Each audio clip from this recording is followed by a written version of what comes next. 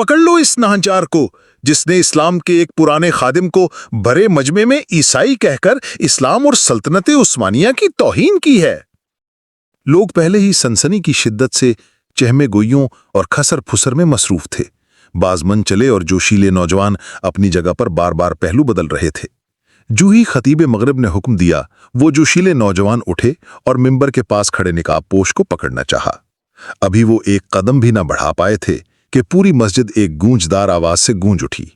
یہ گرجدار آواز کس کی تھی؟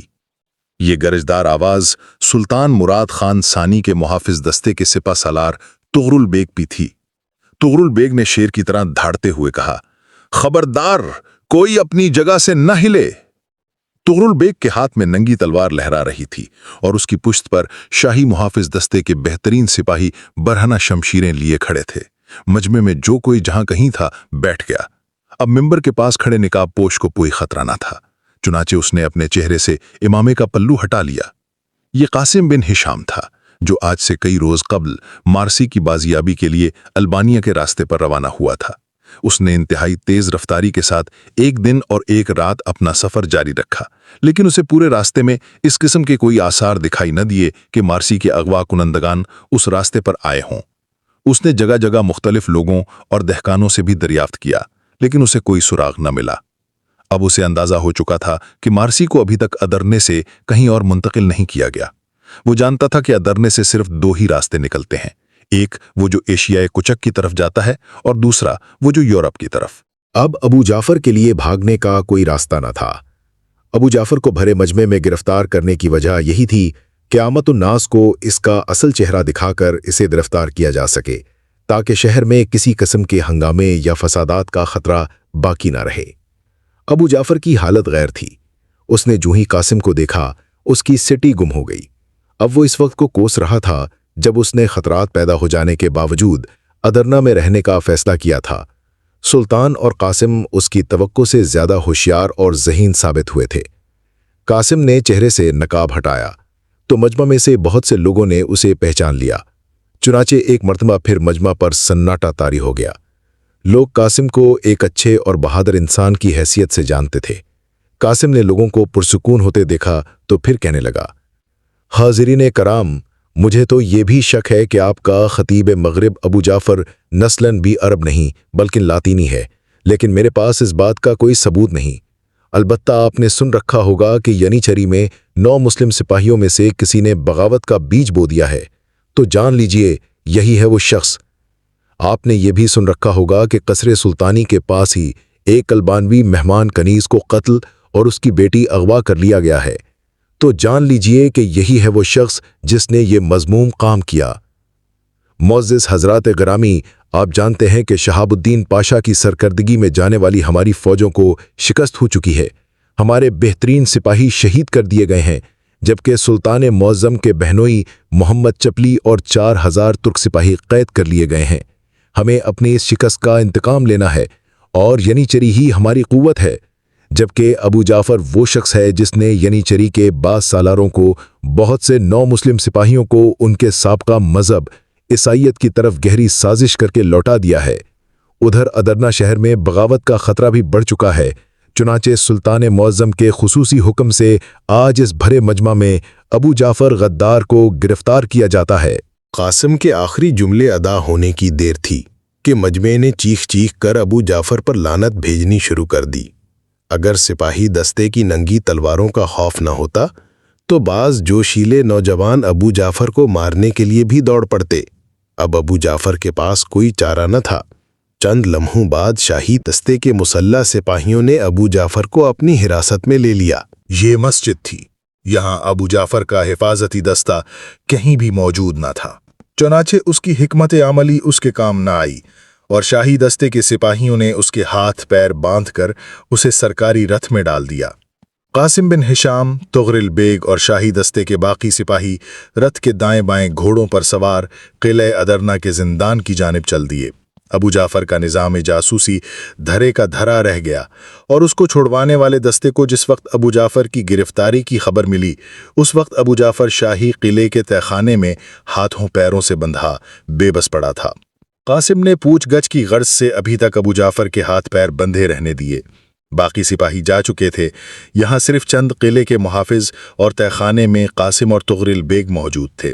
قاسم نے اپنی پوچھ گچھ کا آغاز کیا تو ابو جعفر زیادہ دیر اپنی زبان بند نہ رکھ سکا۔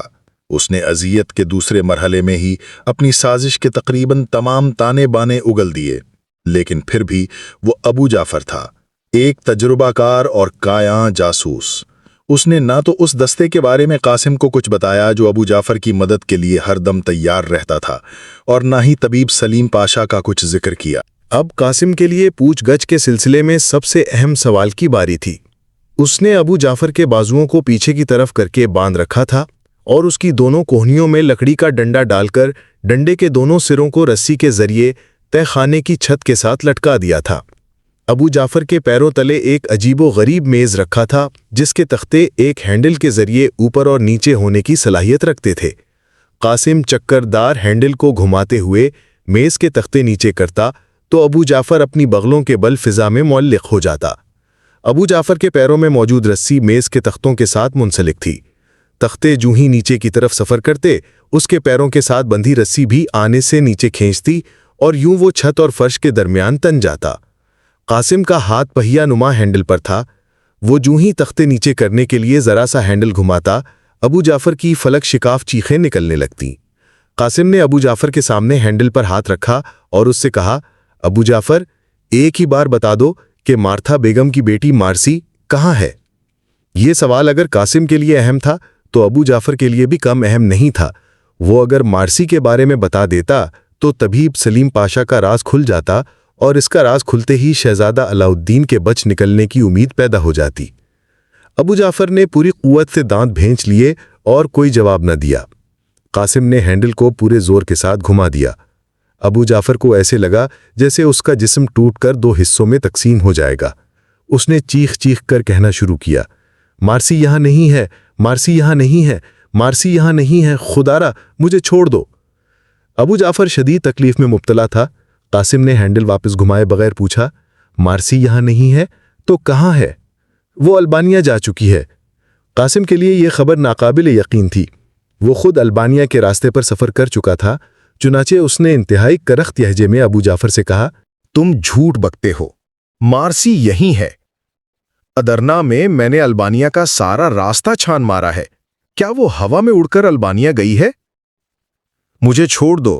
اسے پہلے ایشیائے کوچک کے راستے پر سوکوس روانہ کیا گیا، پھر وہ سمندری راستے سے در دانیال کو عبور کرتی ہوئی البانیہ پہنچی۔ قاسم کے لیے یہ خبر روح فرسا تھی۔ اس کا منہ لٹک گیا۔ اسے یقین ہونے لگا کہ ابو جعفر اس سے زیادہ شاطر ہے۔ ابو جعفر نے مارسی کو روانہ کرنے کے لیے کیسی چال کھیلی تھی؟ اب تو بظاہر قاسم اس کی گرد کو بھی نہ پا سکتا تھا۔ قاسم ابو جعفر سے اپنی محبت اور ہونے والی بیوی کو تو حاصل نہ کر سکا، لیکن ابھی قاسم سمجھ رہا تھا کہ ابو جعفر نے اس کی توقع سے بڑھ کر معلومات اگل دی ہیں۔ چنانچہ وہ شام تک ابو جعفر کے سر پر سوار رہنے کے بعد از نماز مغرب پوری طرح مطمئن ہو کر اور ابو جعفر سے اگلوائی گئی معلومات کو کئی کاغذوں پر تفصیل کے ساتھ لکھنے کے بعد قلعہ ادرنا سے واپسی پر آمادہ ہوا۔ اس نے ابو جعفر کے ہاتھ پاؤں کھلوا دیے اور اسے تہخانے میں ٹیڈ کرنے کے بعد قلعے کی بیرونی عمارت میں نکل آیا۔ یہاں آ کر اس نے قلعہ دار سے پوچھا کہ اس قلعے کی حفاظت پر کتنے آدمی مامور ہیں؟ مجھ سمیت 10۔ قاسم نے اطمینان سے سر ہلایا۔ اسے قطعاً توقع نہ تھی کہ اس چھوٹے سے قلعے پر ابو جعفر کو چھڑوانے کے لیے کوئی حملہ ہو سکتا ہے۔ یہ در حقیقت ایک بہت چھوٹا سا جنگی قلعہ تھا جو شہر کی فصیل میں شمال مغربی کونے پر واقع تھا۔ یہ صرف ان دنوں استعمال میں آتا جب کبھی ادرنا شہر محاصرے کی زد میں آ جاتا۔ اس قلعے کے 2 ہی برج تھے اور دونوں برج شہر پناہ سے خاصے بلند ہونے کی وجہ سے شہر سے باہر دور تک نگرانی کرنے اور حملہ کرنے کے کام آتے تھے۔ قاسم نے قلعہ دار کو ابو جعفر کے تام و لباس کے بارے میں ہدایات جاری کیں اور مزید یہ کہہ کر کہ یہاں ابو جعفر کی اسیری انتہائی خفیہ سرکاری راز ہے، وہاں سے نکل آیا۔ تغرل بیگ اس کے ہمراہ تھا۔ آج قاسم نے ایک بہت بڑی مہم سر کی تھی کیونکہ اس نے اپنے سب سے بڑے شکار ابو جعفر کی گردن دبوچ لی تھی اور اس سے اس کی پوری سازش کا تمام تر منصوبہ اگلوا لیا تھا۔ अब अदरना को दाखिली तौर पर कोई खतरा दरपेश न था। कासिम ने सुल्तान को अबू जाफर से उगलाई गई मालूमात पर मुश्तमिल दस्तावेजात दिखाएं और सुल्तान से उन तमाम अशखास की गिरफ्तारी का हुक्म हासिल कर लिया जो इस साजिश में मुलव्विस थे। उनमें बाज़ बड़े बड़े अफराद भी थे, यानी चरी के बाज़ सालार और सिपाही भी थे, और शहर में मुख्तलिफ हुलियों में रिहाइश पजीर कैसर के 2-4 अहम जासूस भी थे। उनमें अगर नहीं था तो सलीम पाशा का नाम नहीं था, और अगर नहीं था तो अबू जाफर के इस खुसूसी दस्ते का जिक्र नहीं था जो आज रात ही अबू जाफर को शिमाली किला की कैद से छुड़वाने वाला था। सुल्तान ने इन तमाम अफराद को एक ही रात में गिरफ्तार करने के लिए शाही दस्ते के सिपा सालार तोगरुल बेग को मुकर्रर किया। शाही दस्ते को कई हिस्सों में तकसीम किया गया और मुख्तलिफ मुकामात पर छापे मारने के लिए 10-10 और 15-15 सिपाहियों पर मुश्तमिल मुख्तलिफ टोलियां तजवीज़ की गईं। आज दिन भर अदरना शहर में अबू जाफर की गिरफ्तारी से मुताल्लिक चे में गोइयां रही थीं। एक दो जगह बाज़ शरपसंदों ने, जो यकीनन अबू जाफर के साथ ही रहे होंगे, बलवे भी किए थे। लेकिन आज दिन भर सुल्तान की वफादार फौज यानी यनीचरी का एक बड़ा हिस्सा शहर की हर सड़क और हर गली में गश्त करता रहा था। आज सुबह से ही शहर की नाकाबंदी कर दी गई थी और फसील में मौजूद हर दरवाज़ा मुकम्मल तौर पर बंद कर दिया गया था ताकि अबू जाफर का कोई साथी उसकी मुमकिना गिरफ्तारी के बाद फरार होने ना पाए। आज का दिन अदरना की तारीख में अहमियत का हामिल था और सुल्तान खुद बराह रास्त तमाम हालात की कमान कर रहा था। लेकिन कासिम ये सब कुछ करने के बावजूद भी उदास था। उसे तवक्को थी कि वो अबू जाफर से पूछगछ करने के बाद मारसी को भी बरामद कर लेगा, लेकिन उसकी तवक्को पूरी न हो सकी। वो मारसी को जिस कदर नज़दीक महसूस कर रहा था, मारसी उससे उतनी ही दूर होती जा रही थी। सुल्तान ने अबू जाफर की गिरफ्तारी से पहले अदरना में बाकायदा मुनादी भी कराई थी कि बाज़ शरपसंदों को जो अदरना में छुप चुके हैं, गिरफ्तार करने के लिए शहर भर में हंगामी हालात नाफिज होने का ऐलान किया जाता है। किसी भी शख्स को 2 रोज़ तक अदरना से बाहर जाने की इजाज़त नहीं। कोई भी शख्स किसी अजनबी का मेहमान ना बनाए और ना ही पनाह दे। शहर में मौजूद तमाम गैर मुल्कियों को हुक्म दिया जाता है कि कोतवाले शहर के पास अपनी मौजूदगी जाहिर करने के लिए हाजिरी लगवाएं। इस कदर एहतमाम के बाद अबू जाफर और कैसर के दीगर जासूसों पर हाथ डालने के काम का आगाज किया गया। कासिम दिन भर बेहद मसरूफ रहा। शहर के मुख्तलिफ इलाकों में यके बाद दीगर छापे मारे गए। बहुत से अहम मकामात पर कासिम ने खुद छापे मारे। रात गए तक ज्यादातर साजिशी किरदारों को गिरफ्तार कर लिया गया। कुछ अहम मुजरिम शहर के अंदर ही रोपोश हो गए, जिनका सुराग लगाने के लिए बहराम खान का खुफिया महकमा, कोतवाले शहर के सिपाही, यनीचरी के वफादार दस्ते और शाही दस्ते के सिपाही अभी तक अनथक मेहनत कर रहे थे। कासिम रात गए उस वक्त घर लौटा जब वो थक कर चूर हो चुका था, लेकिन अब भी नींद उसकी आंखों से दूर थी। वो बिस्तर पर दराज होकर छत को घूरने लगा। उसका दिमाग तो यहीं था, लेकिन उसका दिल अल्बानिया में था। बहुत देर तक वो जागता रहा, लेकिन फिर न जाने किस वक्त उसकी आंख लग गई। अगली सुबह कासिम की आंख खुली तो उसके लिए सबसे पहली खबर इंतहाई सनसनीखेज और परेशान कुन थी। उसे सुबह ही सुबह उसके एक अपने आदमी ने इतला पहुंचाई कि गुज़िश्ता शब शुमाली किले पर किसी गिरोह ने शब खून मारा है और हमला आवर कैसर के खतरनाक जासूस अबू जाफर को छुड़ा के ले गए। वाक़े की तफसील कुछ यूं थी। निस्फ शब के बाद शुमाली किले पर किसी मुसल्ला दस्ते ने अंधाधुंध यलगार करके किलादार और उसके तमाम सिपाहियों को तहतेख कर दिया और तहखाने में मौजूद अबू जाफर को छुड़ा कर ले गए। शवाहिद से मालूम हुआ कि हमला आवरों के कई साथी भी इस हमले में मारे गए, लेकिन हमला आवर जाते वक्त अपने साथियों की लाशों को साथ ले गए। ये खबर कासिम को लर्जा देने के लिए काफी थी। उसने कल से अब तक 100 से ज्यादा गद्दार और बागी गिरफ्तार कर लिए थे, लेकिन असल मुजरिम उसके हाथ से निकल गया था। उसे हैरत थी कि अबू जाफर को शुमाली किले में मुंतकिल करते वक्त बहुत एहतियात की गई थी और बहुत खास लोगों को इल्म था। ये बात कि अबू जाफर को शुमाली किले में रखा जाएगा इंतहाई खुफिया तरीके से पहले ही तय कर ली गई थी।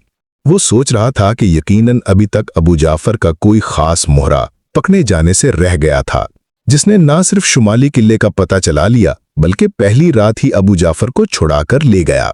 इधर अबू जाफर इस वक्त मारसी और अपने 6 साथियों के हमराह एक पहाड़ी दर्रे से गुजर रहा था।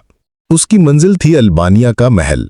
मारसी एक रथ में सवार थी जिसमें 3 घोड़े जुते हुए थे। रवानगी से कबल तबीब सलीम पाशा ने मारसी को नींद की दवा पिला दी थी। यही वजह थी कि मारसी अभी तक सो रही थी। शहर में नाकाबंदी के बावजूद वो कामयाबी के साथ इसलिए निकल आए थे کہ ابو جعفر کو چھڑانے والے حملہ آور ابو جعفر کے ہمراہ فصیل شہر کو پھاند کر دوسری جانب اترے تھے اور مارسی کو سلیم پاشا نے اپنا اثر و رسوخ استعمال کرتے ہوئے شہر سے باہر لالا شاہین کی یادگار تک پہنچایا۔ مارسی کو سر شام ہی شہر سے نکال لیا گیا تھا۔ قاسم بن ہشام نے ابو جعفر کی 20 سالہ محنت کو ایک ہی دن میں سبوتاج کر دیا تھا۔ اس نے بغاوت کے سارے بخیے ادھیڑ کر رکھ دیے تھے۔ ابو جعفر کو اس بات کا بے حد کلک تھا، لیکن وہ یہ سوچ سوچ کر اپنے غصے کو ٹھنڈا کر رہا تھا کہ اس نے قاسم کی محبت یعنی مارسی کو اس سے چھین لیا تھا۔ اسی دن سلطان کے قاصد شاہ ہنگری لارڈ سلاس کا پیغام لے کر پہنچے۔ شاہ ہنگری نے مطالبہ کیا کہ سلطان مراد خان ثانی اپنے بہنوئی محمد چلپی کی رہائی کے عوض سربیا کی آزادی کو تسلیم کرے اور اس ملک سے اپنے حقوق شہنشاہی اٹھا لے۔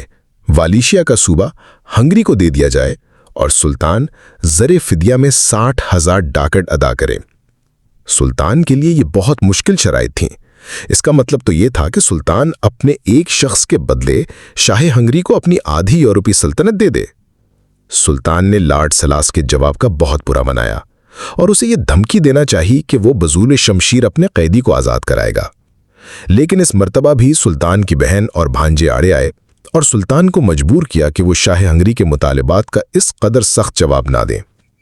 چنانچہ سلطان نے شاہ ہنگری کو لکھا کہ وہ اپنی شرائط کو کچھ نرم کرے، کیونکہ کسی قیدی کو اس قدر مہنگا فروخت کرنا بادشاہوں کو زیب نہیں دیتا۔ چند دن بعد مارسی البانیہ پہنچ چکی تھی۔ قاسم ابھی تک ادرنا میں ہی تھا۔ وہ شب و روز اسی تگ و دو میں تھا کہ کسی طرح اسے چند دن کی اجازت ملے اور وہ سکندر بیگ کے محل پر حملہ آور ہونے کے لیے البانیہ روانہ ہو سکے۔ اس دوران سلطان نے ابو جعفر کی سازش میں ملوث لوگوں کو قرار واقعی سزا دی، سنگین مجرموں کو جلات کے حوالے کر دیا اور معمولی مجرموں کو زندان میں ڈال دیا۔ سلطان کی خط و کتابت شاہ ہنگری کے ساتھ چل پڑی۔ یہ سلسلہ اس قدر طویل ہوا کہ بلا آخر صلیبیوں اور مسلمانوں کے مابین ایک تاریخی صلح پر منتج ہوا۔ سلطان کو اس کی بہن اور دوسرے عزیزوں نے اونیاڈے سے انتقام لینے کی بجائے صلح پر مجبور کر دیا۔ خط و کتابت نے ایسی صورت اختیار کی کہ سلطان مراد خان اور شاہ ہنگری کو ایک معاہدے پر دستخط کرنے کے لیے زیجیڈن کے مقام پر اکٹھا ہونا پڑا۔ پاپائے روم کا خاص نمائندہ کارڈنیل جولین مسلمانوں کے ساتھ صلح کا سخت مخالف تھا۔ اس نے ہونیاڈے اور لارڈ سلاس کو سلطان کے ساتھ صلح سے باز رکھنے کے لیے ایڑی چوٹی کا زور لگایا، لیکن اس مرتبہ لارڈ سلاس اور سلطان کے درمیان صلح ہونی تھی۔ چنانچہ 26 ربیع الاول 848 ہجری بمطابق 12 جولائی 1444 کے روز دونوں فرمان رواؤں نے زیجیڈن کے مقام پر ایک صلح نامے پر دستخط کیے، جس کی روح سے سربیا کو سلطنت عثمانیہ سے آزاد کر دیا گیا۔ ولیشیا کا صوبہ شاہ ہنگری کی سلطنت میں چلا گیا اور سلطان نے عثمانی جنرل محمد چلپی کو آزاد کروانے کے لیے 60,000 ڈاکٹ فدیہ میں دیے۔ یہ معاہدہ ہنگری اور ترکی دونوں زبانوں میں لکھا گیا اور دونوں بادشاہوں نے اس پر دستخط کرنے کے بعد قسمیں کھائیں کہ اس عہد نامہ کی پابندی کو مذہبی احکام کی طرح ضروری سمجھیں گے۔ اس عہد نامہ کی روح سے دریائے ڈینیوب کو سلطان کی عملداری کی حد قرار دیا گیا۔ یہ معاہدہ 10 برس کے لیے تھا اور یوں 10 برس کے لیے مسلمانوں اور عیسائیوں کے درمیان صلح قرار پا گئی۔ لارڈ سلاس نے انجیل پر قسم کھائی اور سلطان مراد نے قرآن کو ہاتھ میں لے کر حلف دیا۔ اب سلطان مطمئن تھا۔ محمد چلپی رہا ہو کر ادرنا واپس آ چکا تھا۔ ایشیائے کوچک میں امن پہلے ہی قائم ہو چکا تھا۔ اس صلح نامہ سے یورپ کی جنگ کا بھی بظاہر خاتمہ ہو گیا اور مراد خان ثانی کو پہلی بار سکون کا سانس نصیب ہوا۔ 20-22 سال کی مسلسل لڑائیوں نے اس کو امور سلطنت سے دل برداشتہ کر دیا تھا اور وہ چاہتا تھا کہ بقیہ زندگی آرام اور سکون کے ساتھ یاد الہی میں گزارے۔ چنانچہ صلح نامہ سے فارغ ہونے کے بعد وہ تبدیل آب و ہوا کے غرض سے ایشیائے کوچک کے بعض پرفضا مقامات کی جانب چلا گیا۔ شہزادہ علاؤدین جو گزشتہ دنوں بتدریج بیمار ہوتا چلا جا رہا تھا، سلطان کی واپسی کے بعد سلطان کے شاہی طبیبوں کی خصوصی توجہ سے چند دن قبل صحتیاب ہونے لگا تھا۔ وہ بستر علالت سے اٹھ کر چل پھر لیتا تھا، حتیٰ کہ محل کے اندر ہی گھڑ سواری اور بعض دوسرے کھیلوں میں بھی شریک ہونے لگا تھا۔ لیکن ایک روز اچانک شہزادہ بہت زیادہ بیمار ہو گیا اور چند گھنٹے شدید علیل رہنے کے بعد انتہائی غیر متوقع طور پر اس دار فانی سے کوچ کر گیا۔ شہزادہ علاؤدین سلطان کو بہت عزیز تھا، جو ہی شہزادے کی وفات کی خبر سلطان کو ملی، سلطان کو بہت زیادہ صدمہ پہنچا۔ اس نے تو سوچا تک نہیں تھا کہ بیمار شہزادہ یوں اس سے جدا ہو جائے گا۔ جوان بیٹے کی ناگہانی موت سلطان کے جگر پر ایسا چرکا لگا گئی کہ اس کے لیے سنبھلنا مشکل ہو گیا۔ وہ بیٹے کی تدفین کے لیے انتہائی سرعت کے ساتھ ایدرنا آیا۔ بیٹے کی آخری رسومات ادا کرتے وقت یوں لگتا تھا جیسے سلطان یکلخت بوڑھا ہو گیا ہو۔ اس کے چہرے پر کچھ ایسے تاثرات تھے جیسے اس ملاح کے چہرے پر ثبت ہوتے ہیں جو اپنا سفینہ غرق ہوتے دیکھتا ہے لیکن خود بچ جاتا ہے۔ شہزادہ سلطان کا لاڈلا ہی نہ تھا، سلطنت کا ولی عہد بھی تھا۔ اس کی موت نے سلطان کو ادھیڑ کر رکھ دیا۔ اب سلطان کو امور سلطنت، حکمرانی، لشکر کشی اور دربار حکومت سے کوئی دلچسپی نہ رہی تھی۔ چنانچہ سلطان نے علاء الدین کی وفات کے تیسرے روز سلطنت سے مستقل طور پر کنارہ کش ہو جانے کا فیصلہ کیا۔ اگرچہ سلطان کے اس فیصلے سے مخلص امائدین سلطنت اور وفادار سپہ سالاروں کو بے حد رنج اور قلق ہوا۔ انہوں نے سلطانی فیصلے کے خلاف احتجاج کرتے ہوئے سلطان کو بے حد مجبور کرنے کی کوشش کی کہ وہ سلطنت عثمانیہ کو اس طرح بے یار و مددگار چھوڑ کر کہیں نہ جائے۔ سلطان نے کسی کی ایک نہ سنی اور اپنی علیحدگی کے فیصلے کو برقرار رکھا۔ تخت سلطنت پر شہزادہ علاء الدین کے بعد شہزادہ محمد کا ہی حق تھا۔ چنانچہ سلطان نے شہزادہ محمد کو 9 عمری میں ہی تاج عثمانی پہنا دیا۔ اس وقت شہزادہ محمد کی عمر صرف 14 سال تھی اور بعض لوگوں کا یہ خیال تھا کہ 9 عمر شہزادہ امور سلطنت کو احسن طریقے سے نہ نبھا سکے گا۔ چنانچہ سلطان نے اپنے بہترین تجربہ کار اور بہادر وزیروں اور سپہ سالاروں کو 9 عمر شہزادے کا دست راست مقرر کیا۔ خصوصاً قاسم بن ہشام کو سلطان نے تخلیے میں بلوا کر حکم دیا، قاسم، ہمیں تم پر بے حد اعتماد ہے۔ تم نے ابو جعفر کی سازش کو بے نقاب کر کے سلطنت عثمانیہ پر بہت احسان کیا ہے۔ اس کا اجر ہم نہیں دے سکتے۔ ہم نے تمہاری صلاحیتوں اور اخلاص کو دیکھ کر یہ فیصلہ کیا ہے کہ تمہیں جانے سے پہلے شہزادہ محمد کا مشیر خاص مقرر کر جائیں۔ ہم امید کرتے ہیں کہ تم اس ذمہ داری کو بحسن خوبی نبھاؤ گے۔ تم پر پہلے بھی بہت ذمہ داریاں ہیں، چنانچہ ہم نے فیصلہ کیا ہے کہ تمہیں سراغ رسانی کے محکمے سے آزاد کر دیا جائے۔ ویسے بھی ہم نے تمہیں شاہی سراغ رساں ادرنا میں قیصر کی سازش کا کھوج لگانے کے لیے مقرر کیا تھا۔ اب چونکہ سازش اور بغاوت کا خطرہ نہیں رہا، چنانچہ ہم تمہیں ذمہ داری سے آزاد کر کے شہزادہ محمد کی دیکھ بھال کا فریضہ سونپتے ہیں۔ اب وہ شہزادہ محمد نہیں بلکہ سلطان محمد خان ہے۔ قاسم پہلے ہی تمام حالات سے واقف تھا اور اسے یہی توقع تھی کہ سلطان اسے شہزادے کے بابت ہی کچھ کہے گا، لیکن اسے یہ توقع نہ تھی کہ اسے شاہی سراغ رسانی کے عہدے سے الگ کر دیا جائے گا۔ اس نے کسی قدر استجاب سے پوچھا، لیکن سلطان معظم، ابو جعفر کے چند ایک جاسوس ابھی تک ہماری گرفت میں نہیں آ سکے۔ میں پوری تگ و دو کر رہا ہوں کہ انہیں گرفتار کروں۔ اس کام کے لیے بہرام خان ہی کافی ہے۔ ویسے بھی ہم نے تمہیں عارضی طور پر شاہی سراغ رساں مقرر کیا تھا۔ تم در حقیقت محاذ جنگ کے آدمی ہو۔ ہم تمہیں انتظامی امور میں ضائع نہیں کر سکتے۔ قاسم کو شاہی سراغ رسانی کے عہدے سے ہٹا دیا گیا تھا۔ اب وہ 9 عمر شہزادے کا مشیر خاص مقرر کیا گیا تھا۔ جہاں تک یعنی چری میں قاسم کی ذمہ داریوں کا تعلق تھا تو فی الحقیقت وہی اس کی مستقل ملازمت تھی۔ سلطان شہزادہ محمد کو 9 عمری میں ہی تخت پر بٹھا کر خود ایشیائے کوچک کی ریاست آئدین میں چلا گیا۔ یہ نہ صرف ایک پرفضا مقام تھا بلکہ یہاں ایک خانقاہ بھی تھی جس میں ہمہ وقت ذکر و فکر اور زہد و عبادت کی مجلسیں جاری رہتیں۔ آئدین میں شہری زندگی کے ہنگامے نہیں تھے بلکہ یہاں کی آب و ہوا اور خاموش ماحول سلطان کو تخت سلطنت سے ہزاروں گنا بڑھ کر محسوس ہوا۔ سلطان یہاں شب و روز ذکر و فکر اور عبادات میں مشغول ہو گیا۔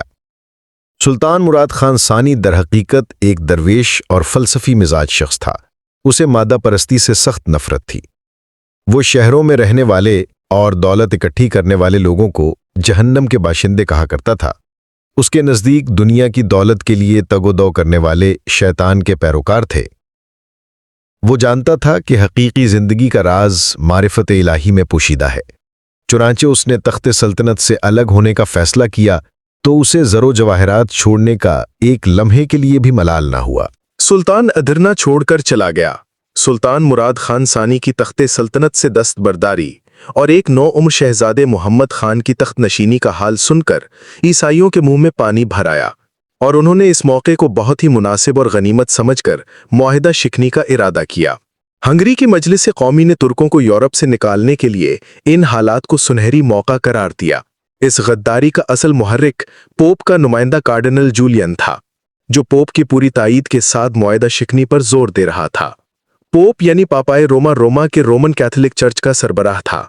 चुनाचे जूं ही पोप ने यह फतवा दिया कि मुसलमानों के साथ मुआहिदा तोड़ना गुनाह नहीं, तो सारे यूरोप में जोश और जज्बे की लहर दौड़ गई। कैसर कुस्तुनतुनिया भी इस तहरीक में पेश था। हालांकि कैसर ऑर्थोडॉक्स कलीसा का पैरोकार था। ऑर्थोडॉक्स कलीसा रोमन कलीसा का शदीद मुखालिफ था। इसके बावजूद कैसर कुस्तुनतुनिया मुसलमानों के खिलाफ कार्डिनल जूलियन और हंगरी वालों के साथ कदम बकदम चल रहा था। ईसाइयों के लिए यह हालात बेहद उम्मीद अफसा थे।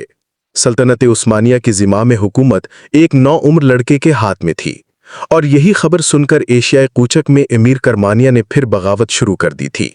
उस्मानी फौजें अमीर करमानिया को सबक सिखाने के लिए एशियाई कूचक की जानिब रवाना हो चुकी थीं।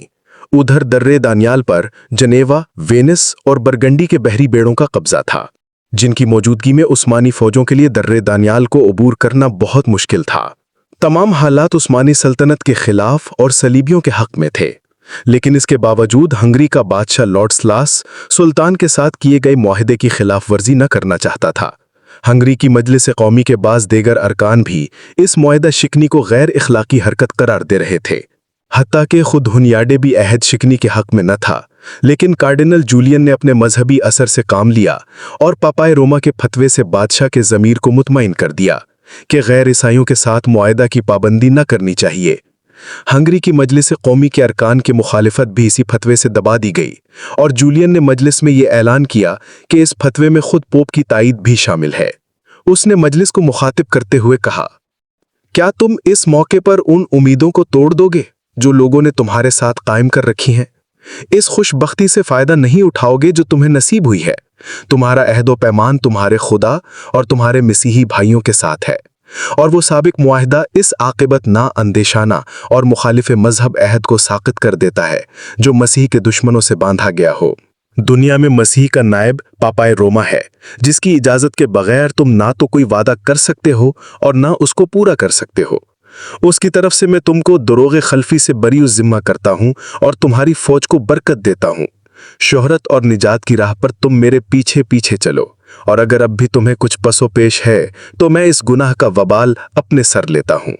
हुनियाडे अभी तक कार्डिनल जूलियन की बातों में ना आ सका था, और वो तुर्कों के साथ मुआहिदा शिकनी को बुरा ख्याल करता था।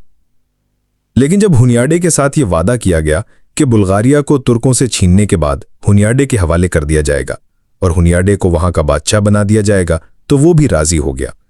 हुनियाडे के राजी होने की देर थी कि सलेबी अफवाज, जिन्होंने 10 साल के लिए मुसलमानों के साथ जंग न करने का वादा किया था, आन की आन में तैयार होने लगी। हुनियाडे ने तजवीज़ पेश की कि मुआहिदा शिकनी का ऐलान 1 सितंबर 1444 ईस्वी के दिन तक खुफिया रखा जाए। उसका ख्याल था कि ईसाइयों की इत्तेहादी अफवाज 1 सितंबर तक सुलहनामा से पूरा फ़ायदा उठा लेंगी और उन तमाम इलाकों और किलों पर काबिज हो जाएंगी जिन्हें मुआहिदा की वजह से तुर्क फौजी दयानतदारी के साथ खाली कर रहे थे।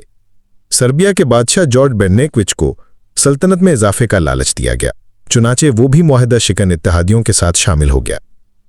जिस तरीके से यह गद्दारी अमल में लाई गई, इससे ज्यादा मयूब बात यूरोप के सूरमाओं और एक बड़े सिपह सालार की शोहरत के लिए तसव्वुर में भी नहीं आ सकती। बकौल लीन पॉल, अभी सुलहनामे को लिखे हुए 1 महीना भी न गुजरा था कि इसके तोड़ने पर ईसाई मुत्तफिक हो गए।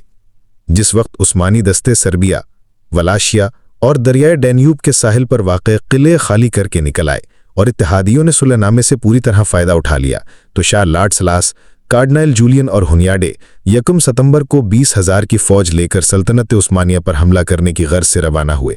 तुर्क इस फरेब से बिल्कुल बेखबर थे। नतीजतन मुतअद्दिद किले उनके हाथों से निकल गए। किलों में मौजूद तुर्की दस्ते या कत्ल कर दिए गए या चट्टानों से गिरकर हलाक कर दिए गए। हंगरी की फौजें बेखबर तुर्की सरहदात को ताख्तो ताराज करती हुई बुल्गारिया के रास्ते बहरा अस्वद के किनारे पहुंची और वहां से जुनूब का रुख किया। इसी तरह वो कई अहम मकामात को फतह करते हुए वारना पहुंची और शहर का मुहासरा कर लिया। यहां भी तुर्की अचानक हमले के लिए बिल्कुल तैयार न थे। मजबूरन उन्हें हथियार डालने पड़े और वारना पर भी ईसाइयों का कब्जा हो गया। इससे पहले रास्ते में जिस कदर तुर्की फौजें आईं, मकतूल और मगलूब होती रहीं, और तमाम इलाके में ईसाइयों ने बड़ी बेरहमी और सफाकी के साथ मुसलमानों का कत्लेआम किया। सलीबियों की मुआहिदा शिकनी की खबर जिस वक्त नौउमर सुल्तान मोहम्मद खान के पास पहुंची, उस वक्त तक वारना शहर फतह हो चुका था। नौउमर शहजादा इस कदर संगीन हालात का सुनकर घबरा गया। उसने फौरी तौर पर दरबारे सल्तनत लगाया और अपने सिपा सलारों और मुशीरों वजीरों से मशवरे करने लगा।